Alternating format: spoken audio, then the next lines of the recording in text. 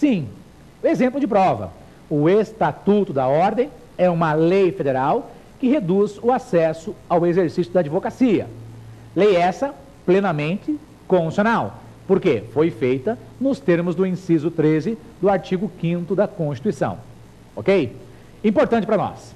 Agora nos defrontamos com as normas constitucionais de eficácia limitada. Meus caros, norma constitucional de eficácia limitada é aquela norma da Constituição que depende de regulamentação, depende de detalhamento, depende de norma infraconstitucional. Entenda, eu tenho um direito previsto na Constituição, quer dizer, existe no plano abstrato, no plano das leis, existe lá no texto da Constituição, mas não tem efetividade. Entenda, eficácia no nosso mundo concreto. Perceba, eu tenho um direito previsto na Constituição que aqui, no nosso plano concreto, no nosso dia a dia, ele não tem efetividade, não tem eficácia. Bom, as normas constitucionais de eficácia limitada podem ser subdivididas pela doutrina. Presta atenção. Eficácia limitada institutiva. Meus caros, limitada institutiva. Para criar um órgão, um ente, eu vou necessitar de uma norma infraconstitucional. Exemplo recorrente de concurso: criação de novos Estados-membros. Vem comigo. É possível criar um novo Estado-membro? Sim, basta eu atentar aos requisitos previstos no parágrafo 3º do artigo 18. Então entenda, para criar um novo Estado-membro, o que eu preciso? Bom, plebiscito, que é uma consulta prévia. Vencida essa etapa, há necessidade de uma lei complementar do Congresso Nacional. Meus caros, se não for feita essa lei complementar do Congresso Nacional, não vai se criar um novo Estado-membro, ok?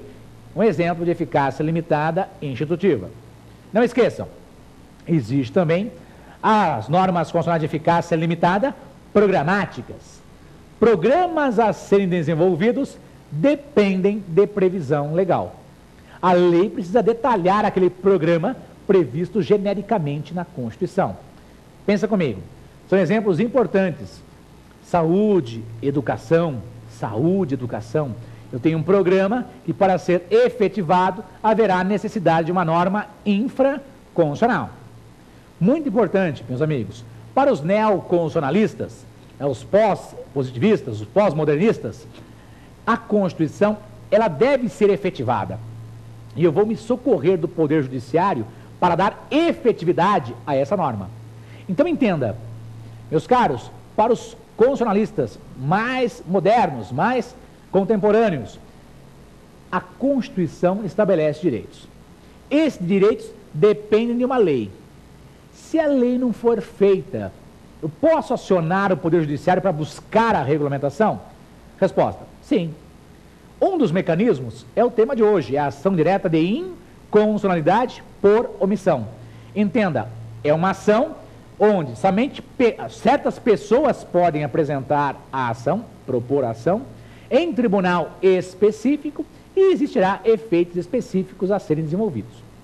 Para nós, a ADIM, por omissão, é um mecanismo de buscar a regulamentação daquela norma constitucional de eficácia limitada que não foi regulamentada. Exemplo de prova. Meus amigos, o direito de greve de servidores públicos, artigo 37, inciso 7º. Procura-se regulamentar, busca-se a regulamentação do direito de greve de servidores públicos, que ainda não foi regulamentado. Mas se vier a ser regulamentado, por conta do quê? Ou da atuação espontânea dos órgãos, Poder Legislativo, Poder Executivo, se for o caso, ou por atuação do Poder Judiciário, que pode, de certo modo, buscar a regulamentação. Importante, a ADIM por omissão, eu tenho um direito previsto na Constituição que depende de regulamentação. Eu vou usar essa ação. Agora, presta atenção o que nos traz a Constituição de informação importante para a prova.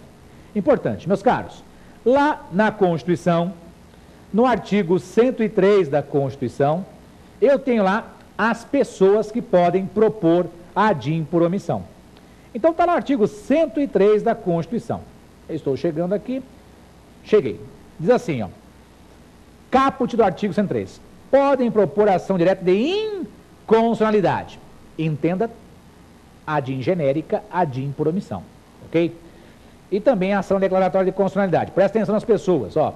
Presidente da República, mesa do Senado Federal, mesa da Câmara dos Deputados, mesa da Assembleia Legislativa ou da Câmara Legislativa do Distrito Federal, governador de Estado ou do Distrito Federal, Procurador-Geral da República, você que vai prestar a prova da ordem, presta atenção, ó, Conselho Federal da Ordem de Advogados do Brasil, partido político com representação no Congresso Nacional, confederação sindical ou entidade de classe de âmbito nacional.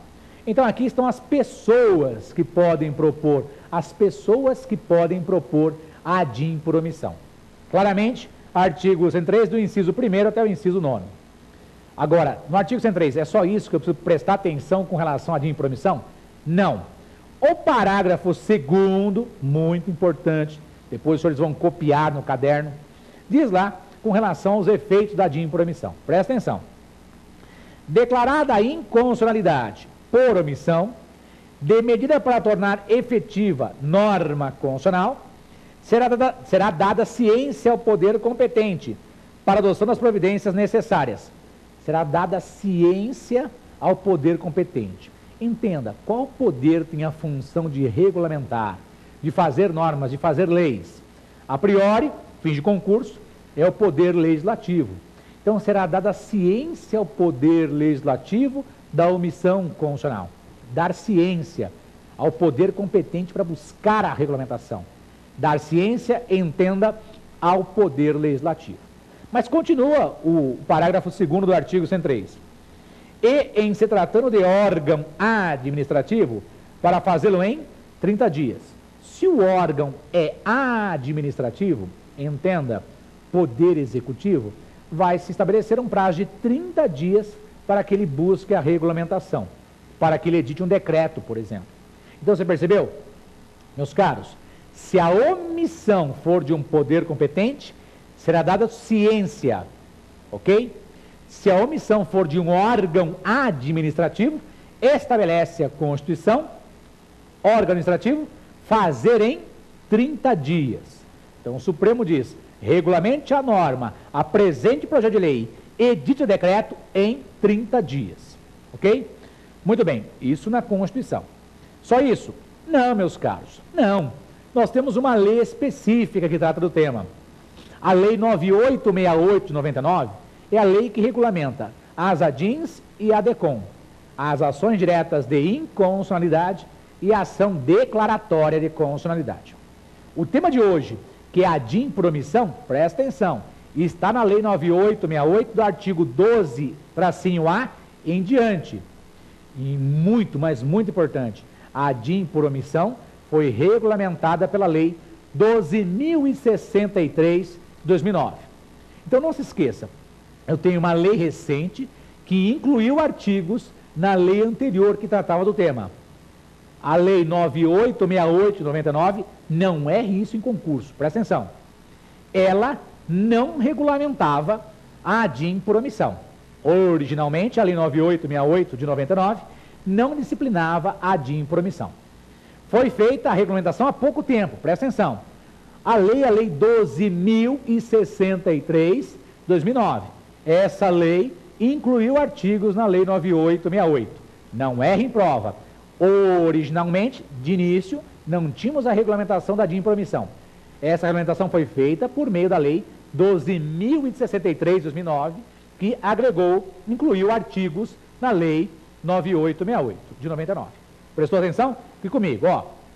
A lei diz lá, no artigo 12A, podem propor ação direta de inconstitucionalidade por omissão os legitimados à propositura da ação direta de inconstitucionalidade e da ação declaratória de constitucionalidade. Meus caros, está escrito na lei, quem pode propor ADIM ou ADI e ADECOM, o ADECO ou ADC, são as abreviaturas da ação declaratória de constitucionalidade, quem pode propor ADIM e ADECOM podem propor a ADIM por omissão. Não erre em concurso, a lei fala ADIM e ADECOM, a lei não fala em ADPF, fala em ADIM e ADECOM, acabei de ler para vocês. Mas, professor, são as mesmas pessoas, eu sei que são as mesmas pessoas, mas a lei fala quem pode propor ADIM e ADECOM.